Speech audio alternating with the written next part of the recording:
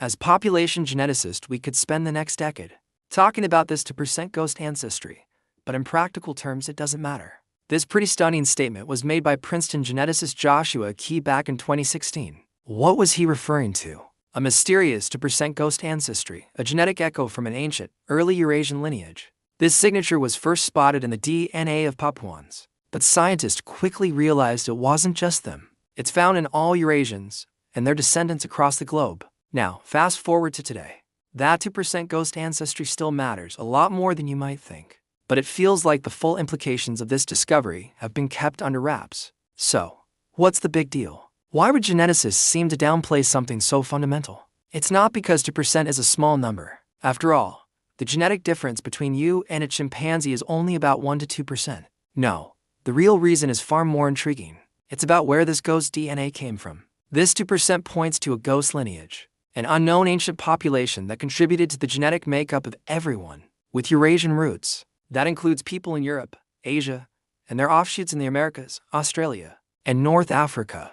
It is a fundamental piece of the human story that has been hiding in plain sight within our very cells. It challenges our understanding of human history and migration, suggesting our family tree is more complex and has more mysterious branches than we ever imagined. This isn't just an academic detail. It's a profound revelation about who we are and where we all come from. To understand this ghost, we need to rewind the clock. The prevailing story of human migration, the out of Africa model, is one you've probably heard. Modern humans evolved in Africa, then around 60,000 years ago, a group of them migrated out, spreading across the globe and replacing other archaic human populations like Neanderthals. For a long time, this was presented as a clean sweep, but genetics has made this picture much messier, and frankly, more interesting.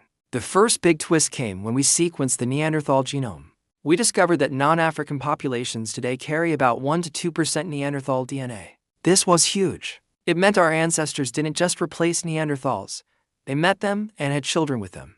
Then came the Denisovans, another archaic human group discovered from a tiny finger bone in a Siberian cave. We learned that many populations, especially in Asia and Oceania, carried Denisovan DNA. So, our ancestors were interbreeding with other hominins. This created a new picture of our past, one filled with encounters and exchanges. But the story didn't end there. As geneticists looked closer at genomes from around the world, particularly from isolated populations like those in Papua New Guinea, they found something else. They found a piece of the puzzle that didn't fit. It wasn't modern human.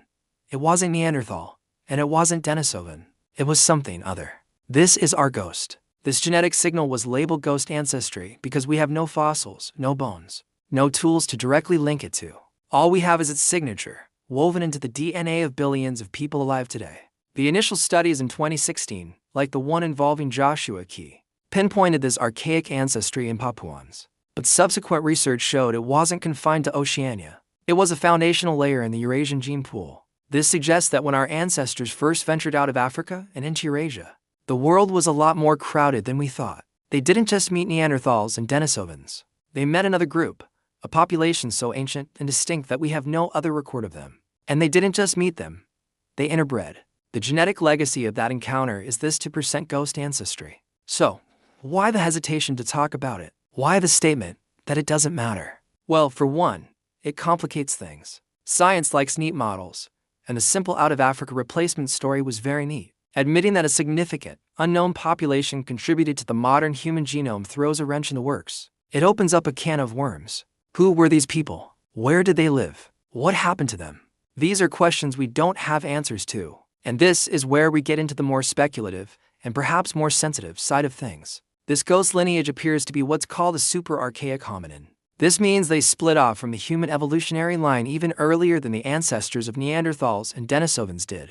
Some estimates place the split as far back as 1 million years ago. To put that in perspective, the split between our lineage and the Neanderthal, Denisovan lineage happened around 600,000 to 750,000 years ago. So, the ancestors of Eurasians interbred with a population that had been evolving independently for hundreds of thousands of years longer than Neanderthals. This is a mind-bending concept. It's like discovering you have a great-great-great-grandparent who belonged to a species you never knew existed. The implications are massive. It means that the group of humans who left Africa and populated the rest of the world weren't just a purebred group of Homo sapiens. They were a hybrid population from the very beginning of their journey. This ghost ancestry wasn't picked up later. It seems to have been part of the founding Eurasian stock. It was carried by the ancestors of everyone from Ireland to Japan. This challenges the very definition of modern human. If the blueprint for more than half the world's population includes DNA from a million-year-old lineage, what does that say about our own origins? The narrative of a single, superior species conquering the world looks less and less accurate. The real story seems to be one of admixture, absorption, and a web of interconnected populations. So let's return to the initial question. Why the quiet? Part of it is scientific caution. Without a fossil, it's hard to make definitive claims. It's much easier to talk about Neanderthals when you can hold a Neanderthal skull. But with a ghost, you're working purely with statistical shadows in the genome.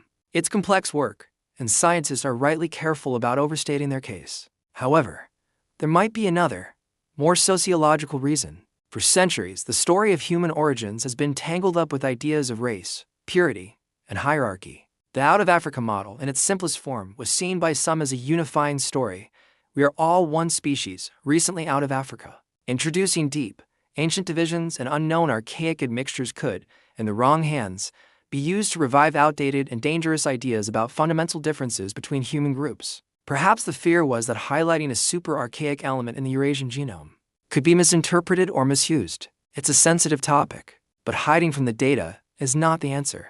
Science has to follow the evidence wherever it leads, and the evidence is leading us to a much more complex and fascinating past. Let's be clear, this ghost DNA doesn't make anyone less human. On the contrary, it shows that our humanity was forged through diversity and interaction. Our ancestors were survivors. They were adaptable. They were, it seems, quite social and open to newcomers, even if those newcomers were from a completely different branch of the hominin family tree. This ability to mix and merge might have been the key to our success. Perhaps this 2% of super-archaic DNA conferred some advantage, some new biological tool that helped our ancestors adapt to the new environments of Eurasia. We see this with Neanderthal and Denisovan DNA. Certain genes we inherited from them are related to our immune systems, our ability to cope with high altitudes, and our fat metabolism.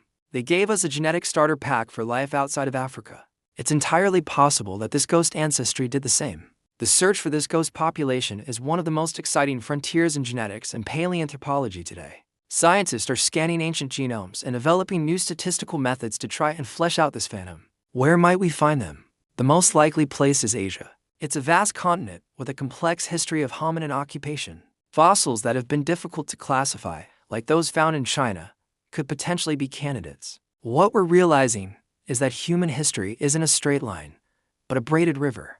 Different streams of humanity flowed, diverged, and then merged back together again. The 2% ghost in our DNA is the trace of a lost stream, one that we are only just beginning to rediscover. It reminds us that our story is still being written, or rather, rewritten, with every new genome that is sequenced. So, the next time you hear about human ancestry, remember that it's not just about recent history. It's not just about Neanderthals. There's a deeper, more mysterious story encoded in our cells. A story of a ghost that has been with us for 60,000 years, silently shaping who we are. It may have been downplayed for a decade, but its time in the shadows is coming to an end. The implications of this hidden ancestry are too important to ignore, and the quest to identify this lost branch of our family is well underway. Thanks for watching. If you found this dive into our ancient past as fascinating as I do, please hit that like button, subscribe to the channel, and ring the bell so you don't miss our next video. See you next time.